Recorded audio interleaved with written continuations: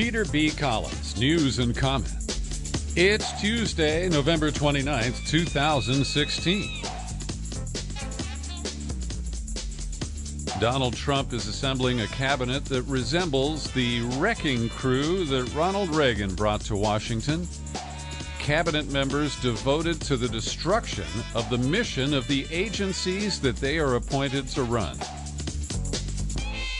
Item A in today's news and comment, Tom Price, an arch-conservative congressman from Georgia who is also a medical doctor and orthopedic surgeon, has been named to head the Department of Health and Human Services. His credentials? He has led the charge to repeal Obamacare. Yes, he has written several bills offering a detailed, comprehensive replacement plan in every Congress since 2009. And his idea of replacing Obamacare is to take the subsidies that help millions of people afford the high price of health insurance and convert them to tax credits. And for many of the working poor and the middle class, that won't cut it, because they won't be able to shell out $1,100 a month waiting for a year to get a refund on their tax return the following April. And that's just one example of the ideas that are percolating, if you will, through the administration rising of Mr. Trump. And not only is Tom Price dedicated to dismantling Obamacare with very, very limited replacements, he is also a real dedicated opponent of abortion rights. He has helped write bills to defund Planned Parenthood, and he is a reliable right-wing extremist who panders to the evangelical crowd and compromises his own medical credentials in the process. Price is also chair of the House Budget Committee, and he, in his efforts to repeal Obamacare, has offered legislation that, for example, allows insurers who are licensed in one state to sell policies to residents of others. And on the face of it, that sounds compelling, doesn't it? I mean, why not promote competition across state borders? Well, the problem is that here in California, we have regulations that are much better than those of, say, Mississippi. And we don't want to have our standards diminished by the standards of a state like Mississippi or, name your favorite state that, doesn't have the level of regulation that we have here in California. So Cecile Richards of Planned Parenthood responded to this announcement. Tom Price poses a grave threat to women's health. As health secretary, he could take women back decades. If he had his way, she said, millions of women could be cut off from Planned Parenthood's preventive health services, could lose access to pre-birth control under the Affordable Care Act, and could be again charged more than men for the same health insurance coverage. So Price is an opponent. He refers to the vile liberal agenda, and he has a 100% rating from the National Right to Life Committee and a 0 rating from Planned Parenthood. So this is the kind of person that is being recruited for the Trump cabinet. And then we have Mrs. Mitch McConnell. She served for 8 years under George W. Bush as labor secretary, where she dutifully tried to dismantle labor regulations that benefited workers.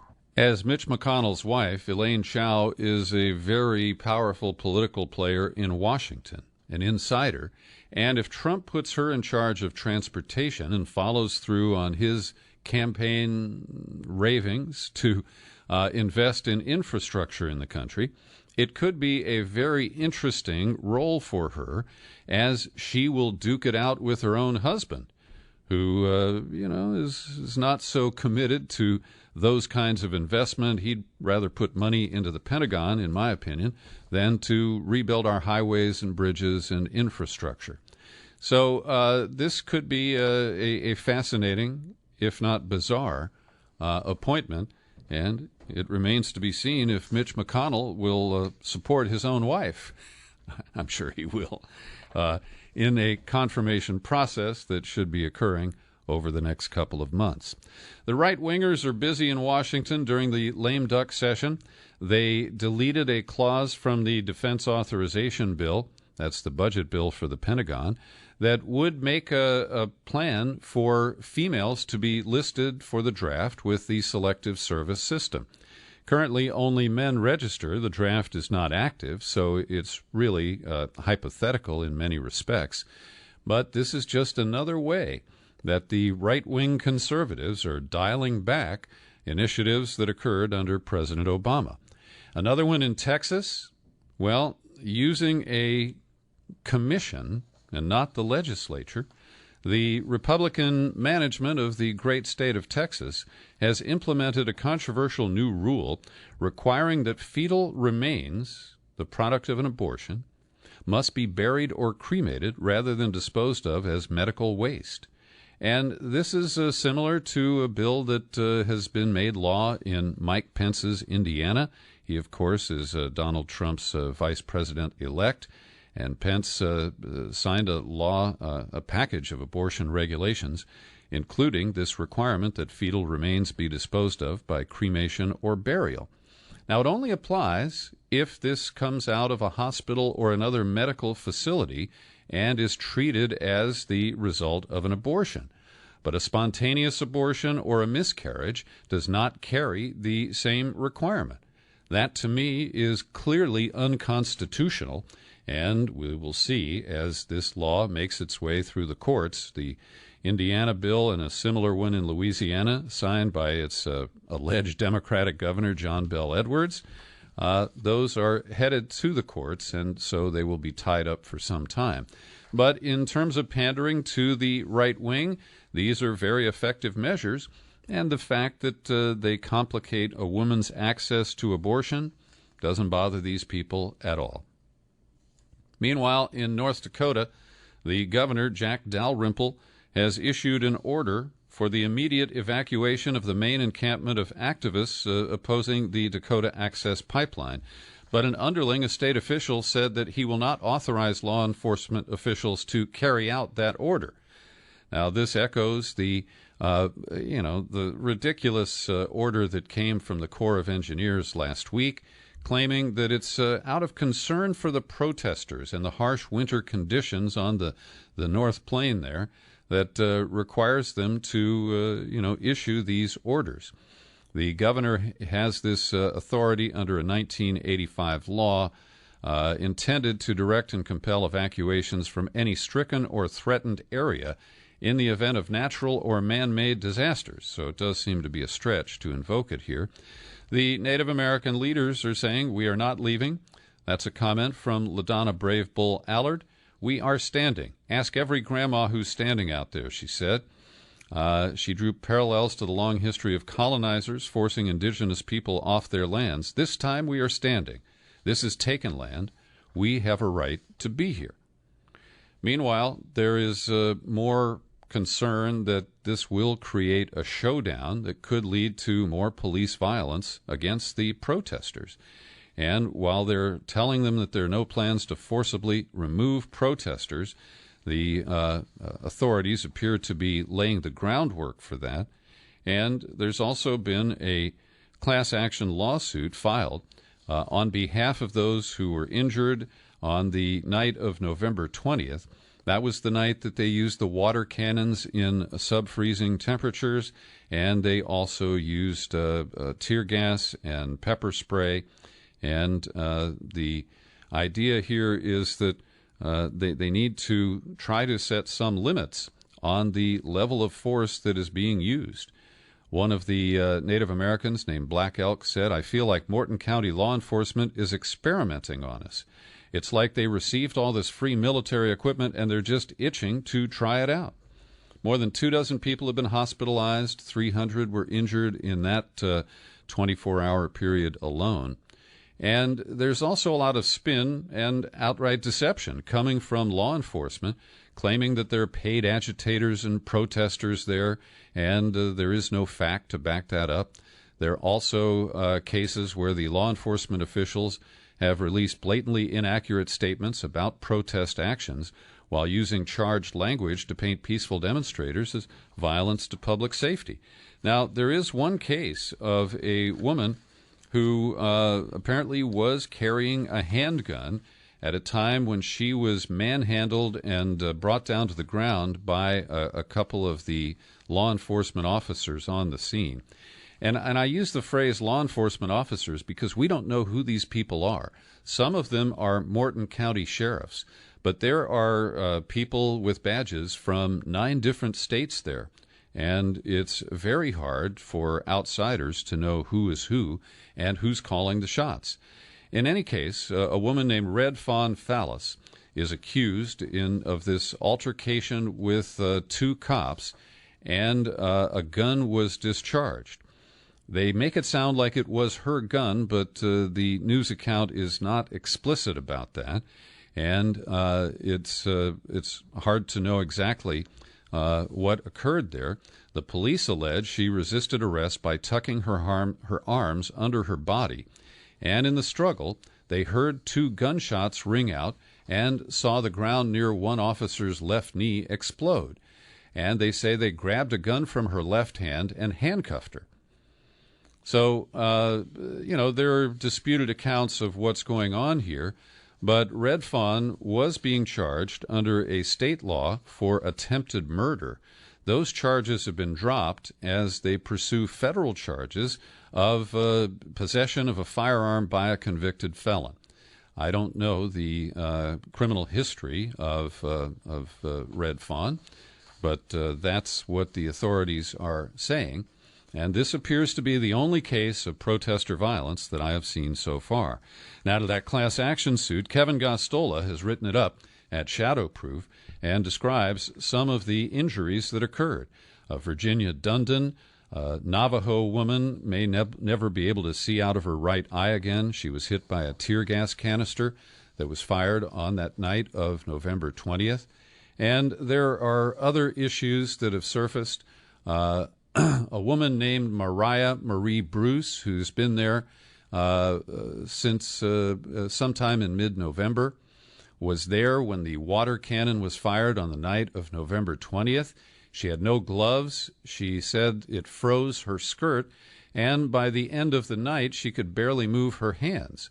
At one point, she bent down to grab the lid of a plastic container to use as a shield, and at that point, while she was bent over, a police officer hit her in the vagina with an explosive tear gas blast grenade, which exploded on her body. She didn't feel any immediate pain, but thought about how glad she was that she wasn't pregnant at the time, and she was sent to hospital after that. So those are just a couple of examples of the excessive force that is being witnessed there. And I want to credit Neil Young, who is a native of Canada. He's an American citizen now, and he lives here in the San Francisco Bay Area. And he has called on President Obama to intervene, and he has criticized the unnecessary and violent aggression faced by protesters gathered at Standing Rock. And together with actress Daryl Hannah, he wrote, "This is an awakening, all here together with non-native relatives, standing strong in the face of outrageous, unnecessary, and violent aggression on the part of militarized local and state law enforcement agencies and National Guard, who are seemingly acting to protect the interests of the Dakota Access Pipeline profiteers at a cost of hundreds of thousands of taxpayer dollars above all other expressed concerns." So I really appreciate that, and I hope that President Obama will get off the sidelines here. It's really inexcusable that he has allowed this to continue and is either ignoring it or just trying to stay disengaged from it. But I, for one, find that really unacceptable. In Britain, a law that we may see similar attempts here in the United States to pass, which is derided as the Snoopers Charter, has been enacted into law. It extends the reach of state surveillance, essentially requiring that all information be collected for future reference. The law requires web and phone companies to store everybody's web browsing histories for 12 months and to give police, security services, and official agencies unprecedented access to the data. So there is no privacy in Britain, and everyone is considered a suspect at all times. The actual name of the bill is the Investigatory Powers Act of 2016, and the proponents describe it as world-leading legislation that provided unprecedented transparency and substantial privacy protection. And to that, Jim Killock of the Open Rights Group says, well, it is one of the most extreme surveillance laws ever passed in a democracy. It'll have an impact that goes beyond the UK's shores. It's likely that other countries, including authoritarian regimes with poor human rights records, will use this law to justify their own intrusive surveillance powers. So I do expect that under a Trump administration with an attorney general named Jeff Sessions, if the Senate does confirm him, that we're going to be facing some serious challenges to our Bill of Rights, and in particular, the Fourth Amendment. Yasha Levine has surfaced again at pando.com, and Yasha is about to publish a book. It'll be out early next year called Surveillance Valley. I've interviewed Yasha many times, and he has been one of the most consistent and accurate critics of the fallacy of the safety of encryption systems like Tor and Signal. And in the article, I would link to it, but it's behind a paywall, and I don't want to frustrate you. What he describes is that the compliments to Tor that come from people like Laura Poitras and Ed Snowden and others are misplaced. And he recites the history that we've talked about before, that Tor was developed by the Naval Research Department. It's been funded by arms of the State Department, and it was set up as a way that spies could communicate on the Internet without being detected. But they wanted to populate the online community with other people, so it wasn't obviously just a spy setup. And that's where they said, well, let's allow people who want to surf anonymously. Maybe they're going to buy drugs or, browse child pornography. And that really is one of the origins of the Tor system. And we know that the FBI was able to use malware to work around Tor and get the IP addresses of people who were patronizing a dark website that featured child pornography. And so Tor, in my view, is not a system that you can rely on. And similarly, Levine talks about Signal, and it's embraced by Ed Snowden, who says you should use anything by open whisper systems. But what Yasha Levine says, that Signal was created by the same spooky regime change outfits that fund the Tor project. The money primarily comes through federal government's Internet Freedom Venture Capital outfit, Open Technology Fund, which works closely with the State Department's regime change arm and is funded through several layers of Cold War CIA cutouts, including Radio Free Asia and the Broadcasting Board of Governors. So he concludes that you cannot trust these systems and that you must be quite skeptical when people, even like Ed Snowden or Laura Poitras, tell you, oh, yeah, it's safe. In these times and days, I don't think you can expect any level of privacy about your Internet activities. Every day I like to pause for a second and thank the people who support my work here at the Peter B. Collins Podcast with your subscriptions. People like Mona Kobus, Anna Gordonier, Kevin Beckley, Keith Hall, and special thanks to Joe Carson for a special gift to help with the move to the new studio location here today. I appreciate each and every one of you. I want to invite new people to sign up for a subscription to help support this effort. You go to peterbcollins.com, you click menu, then you click on Become a Subscriber. It takes you to the sign-up page. And in a couple of minutes, you can choose from various levels of support. You can make a one-time contribution of any amount using PayPal. If you're allergic to PayPal, hey, I understand. You can communicate by postal Pony Express. My mailing address is on there, P.O. Box 100, Mill Valley, California, 94942. So thanks to each and every one of you. And also, I had expected to be able to post today an interview about the election recounts underway in Wisconsin, Pennsylvania, and Michigan with Jonathan Simon. And I had some technical problems here in the new studio, and our new internet provider was out for a few minutes. So we're going to get that to you just as soon as we can. Gareth Porter, a frequent contributor here and a historical journalist, has written a piece that I think is a must-read. I'm linking to it in the show file for this podcast, and in Alternet's Gray Zone, Gareth raises important questions about the so-called Syrian white helmets. Now, on American television and in our corporate media, the white helmets are described as these selfless individuals who bravely go through the war zones to try to help the victims of the bombing by Russia in Syria in populated areas of the Syrian nation. And I want you to read this because Gareth Porter really goes through claims that were made by a leader of the White Helmets. His name is Ammar al-Selmo, based on his account of the events of September 19th. That's when a UN and Syrian Red Crescent truck convoy was heading in to provide supplies to refugees, and it was blown up. And the account that came from al-Selmo, the White Helmet leader, has been severely undermined by one of his own underlings, a guy named Hussein Badawi.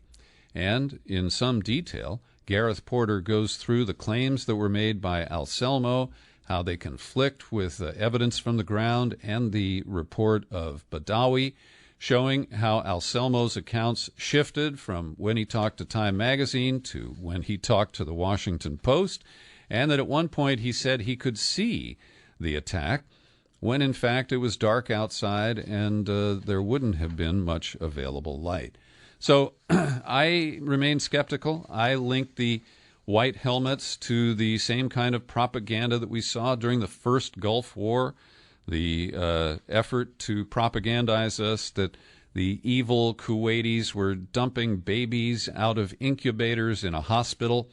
It was pure fiction, but it was very effective at the time. Also, I want to recommend a strong essay by our friend Tom Frank. Thomas Frank in The Guardian today writes about the Democratic Party and how it really blew it, and that most of the establishment members of the party really don't get it. And what he explains is that the pragmatists who run the Democratic Party delivered its members to the worst situation they've had in many decades, with control of no branch of the federal government, only a handful of state legislatures, and over the years and at the behest of this faction, Democrats gave up what they stood for piece by piece, and what they have to show for it now is nothing. And he also takes on the shibboleth that he says that went down with the Hillary Titanic, which is the myth of the moderate swing voter, the sensible suburbanite who stands somewhere between the two parties and whose views determine all elections. And Frank argues the real swing voters are the working people who over the years have been switching their loyalty from the Democrats to Trump's Republicans. And he says on certain matters they're open to conservative blandishments, but regarding the economy, they're pretty far to the left. They don't admire free trade or balanced budgets or entitlement reform. They hate those things. And those are the issues that were centerpieces of the Clinton campaign. So I recommend this piece. As you know, I have a great deal of admiration for Tom Frank. And he closes by saying, liberalism today is an expression of an enlightened professional class, and their core economic interests simply do not align with those of working people. One thing we know about professionalism is that it exists to shield insiders from public accountability. If coming up with a solution to what ails liberalism means listening to people who aren't part of the existing nonprofit journalistic in-group, then there will be no solution. Liberals would rather lose than do that. And finally today, after 5 weeks of massive protests in Seoul, South Korea, the president, Park Geun-hye, has said that she's signaling that she's willing to resign. She's been caught up in a scandal with a woman who appeared to have great influence over her and be able to extract bribes from others for access to the president. And hundreds of thousands of people have been protesting on the last 5 Saturdays. and she is signaling, quote, "I will leave the matters about my fate, including the shortening of my presidential term, to be decided by the National Assembly." So what she's saying is that she will resign as president once they have established a succession process. So that could be relief for thousands, if not millions of people in South Korea. Thanks for joining me today for my News and Comment podcast. It's distributed free every day, including on YouTube. And I'm Peter B. Collins. Happy trails to you until we meet again. Happy trails to you. Keep smiling.